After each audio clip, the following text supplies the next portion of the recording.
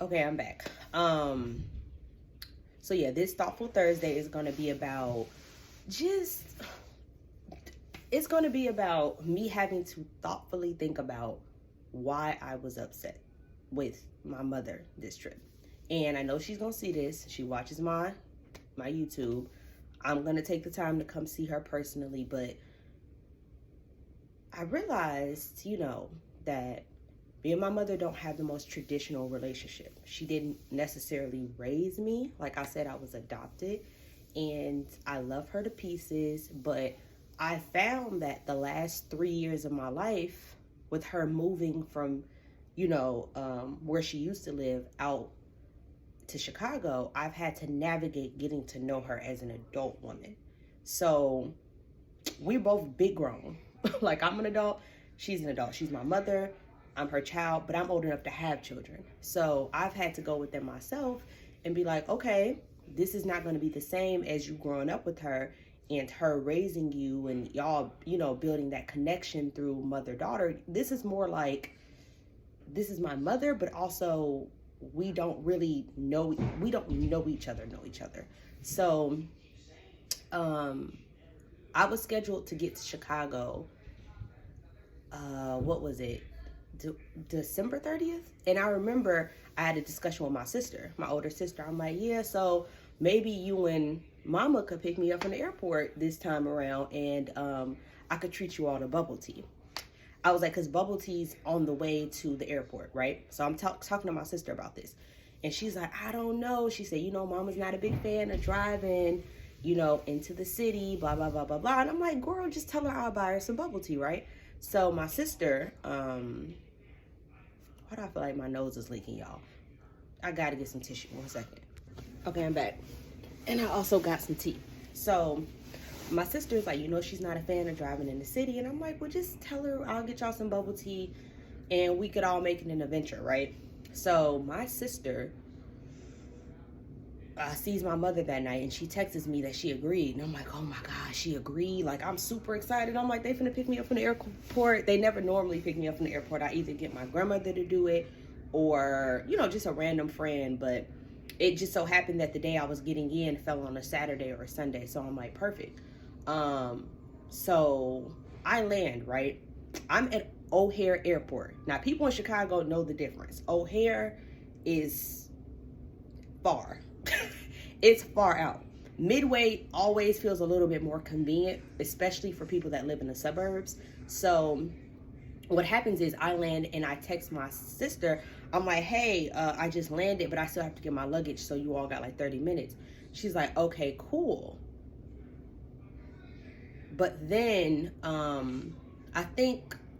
don't know how this came about. I think either my mother called me or my sister called me and they asked me a question. And I'm like, wait, what airport are you at?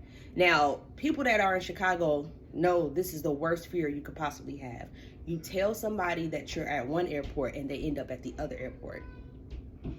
Child, those airports are far from each other. They're on different sides of the world. So I'm like, are you all at O'Hare? And they're like, no, we're at Midway. Midway is the other airport. I started looking around like, yeah, no. I was like, y'all are supposed to be at O'Hare. And then my mom, I think she kind of like I'm on speakerphone and she grabs the phone. She's like, O'Hare. And I'm like, yeah. She said, where is that? I said, it's like past downtown, like it's more north. So she's just like, oh, she's just like, well, I'm not finna drive in the city. And I was like, but you already at Midway. And she was like, yeah, but I don't drive in the city, Dana. I don't drive in the city. I'm like, but Sanika, how did Sanika not know that I was at O'Hare and I told her that we had to get bubble tea? You have to pass bubble tea to get to O'Hare. And she's just like, I don't know what you and your sister discussed. I don't know what y'all agreed on, but nobody told me anything about driving in the city and nobody told me nothing about O'Hare. I thought you needed to get picked up from Midway. So I was like, got it. I started feeling real silly and real foolish in this moment. So I was like, you know what? I'm going to take accountability. I did not communicate with my mother and my sister thoroughly enough that I'm at O'Hare, not Midway. I'll eat that, right? So I'm like, dang. I'm like, oh my God, here we go. So I'm like, Mama, you just can't come to O'Hare. And she's just like, absolutely not. And I was like, got it. So she's like, you can just Uber to us, or you can call one of your friends, like, you know, and see if they can get you. So I was like, Uber. Yeah, and I'm thinking in my mind, like, I got the money to Uber, but I'm not trying to spend it. Like, I know this is, I'm just thinking to myself, I don't want to spend no money Ubering to them when they're in a car and she could just come get me. And she was just like, you know my boundary, I don't drive in the city. So I started thinking to myself, like, okay, let me call y'all back. So I call my friend Brittany, always down for the shits. She ends up saying, of course I'll come pick you up, like, not a big deal. See you soon. So I hang up the phone, right? And I tell her, like, you know what? You could probably just drop me off at the bubble tea place in downtown, and they can just meet us there, because I still got to buy them bubble tea or whatever. So I call my mom back, and I'm like, okay, so do y'all just want to meet me at the bubble tea spot downtown? And she's just like, no, I'm not driving in the city. And I'm like, Mama, you were gonna have to drive in the city anyway. I was like, once you pick me up, you were gonna be driving in the city. She was like, no, you were gonna drive us to bubble tea once you hopped in my car out of the airport. And I was like, oh. And she's like, exactly. So, and I'm listening to her. She's like, we already pulled off from the airport, so you kind of gotta, you know, figure it out. Like, Brittany gonna have to bring you to the suburbs or something, or you gonna have to take a Uber. I don't know why something triggered in me, and I was pissed. Like, I'm all for, excuse me, some on my lip. I'm all for somebody having boundaries. I'm boundaried down, right? But for some reason, I started getting hotter and hotter, because somebody telling me they're not going to do something is fine, right? You're not going to do it. When they start trying to create solutions around what I should do because they're not going to do it, I'm like, stop. Like, stop. Like, don't tell me to Uber. Don't tell me to call one of my friends, because then it starts getting smarty pants in my mind. I'm like, okay, you really, hey, now chill. Like, you said no. Don't try to create these random solutions for me. I'm a big adult. If you said no, you said no. But then this childhood trigger, I guess this was a trigger and I didn't know about it. I started feeling this overwhelming sensation. Now, let me get this straight, right? Let me take a sip of this tea. Oh, it's still hot. I started thinking to myself, like, you mean to tell me, and this is me, I'm telling you, this is my feelings. They're not right or wrong. This is just really how I feel. You didn't necessarily have a hand in me being raised from a child to an adult, from 6 to like 21, right? Because most people are like, you're growing around 21.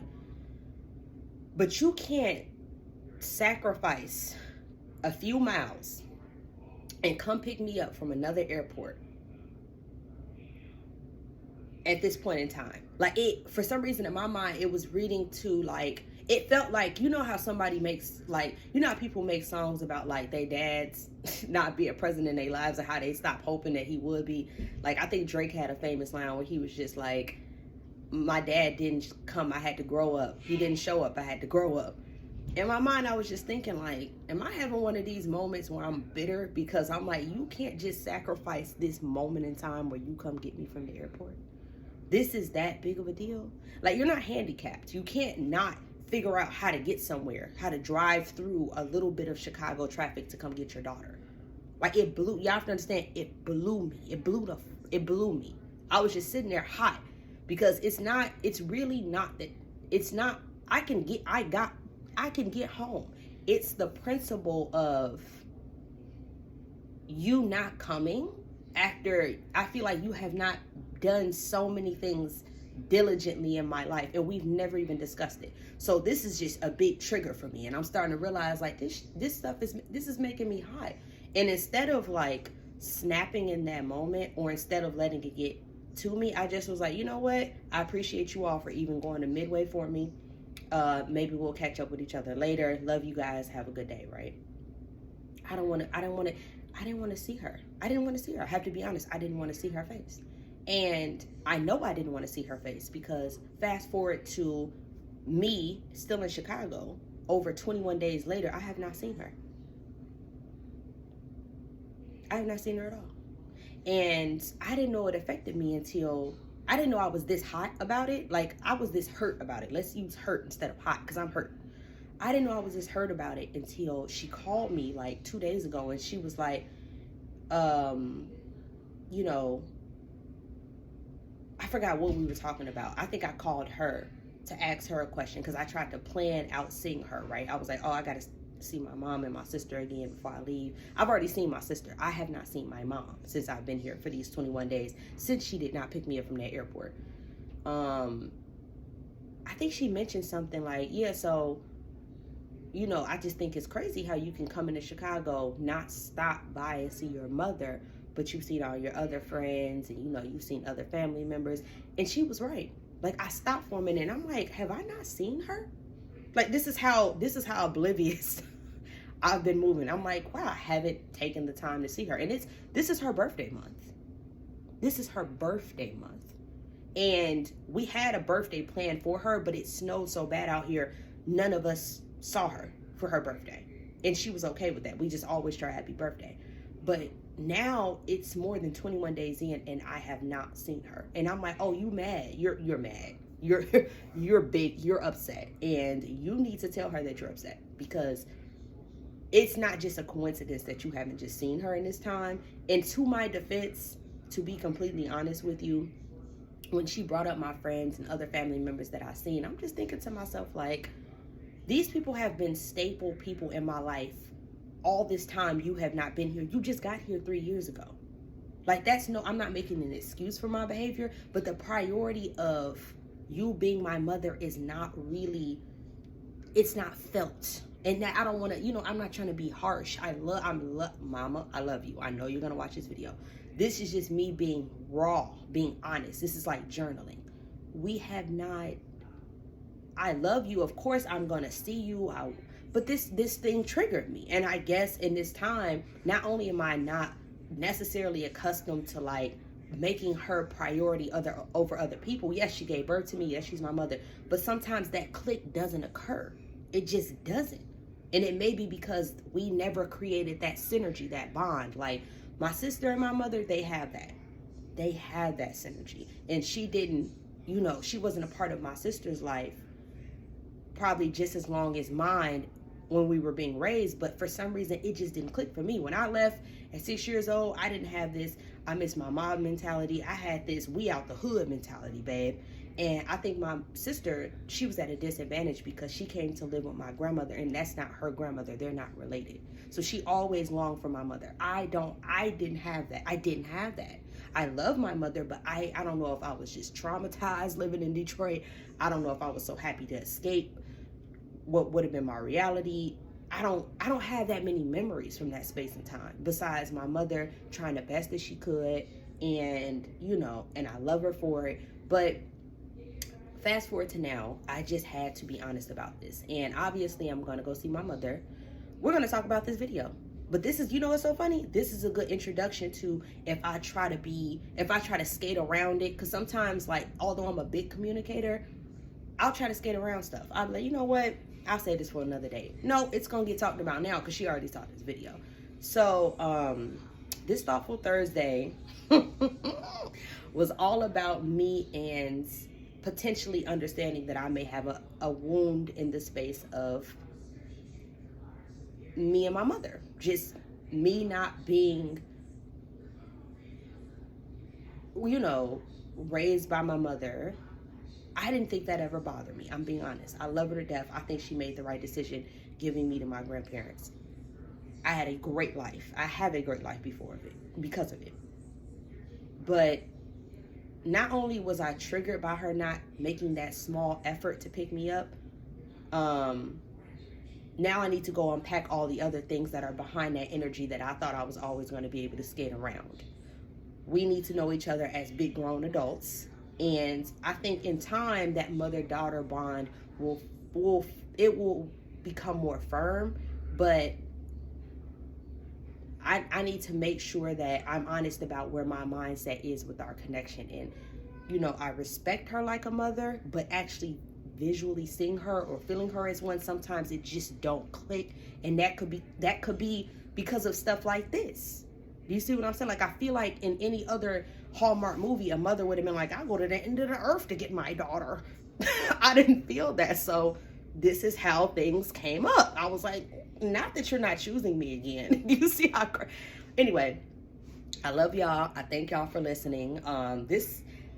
These last few videos about my family, I know y'all probably couldn't really hear the last two, but I'm sure y'all gonna hear this one. And this is not all gonna, my YouTube is not always gonna be about every little thing with my family, but I just wanted to give y'all the raw, unfiltered Dana the best way that I could. So thank you all for listening. I'm sending all my love, all my light. I'm sending all my love and my light to my mother, especially because this is how healing occurs. Sometimes you got to get past the truth that you're trying to avoid. So I love you all. Thank you for listening. Peace until next time. I'm gonna drink this hot tea.